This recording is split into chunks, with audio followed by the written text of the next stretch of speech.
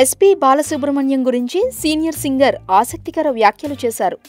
ఆయన చాలా అల్లరివాడని, ఆట పట్టిస్తూ ఉంటాడని చెప్పుకొచ్చింది. తాను పాటలు పాడుతూ బిజీగా ఉన్న సమయంలో ఫిమేల్ ట్రాక్, మేల్ ట్రాక్ వేర్వేరుగా పాడించడం మొదలుపెట్టారట. ఈ సమయంలో బాలు ముందుగా వచ్చి పాట పాడేసి వెళ్ళిపోయేవాడు. మ్యూజిక్ డైరెక్టర్ చెప్పిన సంగతుల కంటే 2-3 సంగతులు కలిపి పాడేసేవాడు.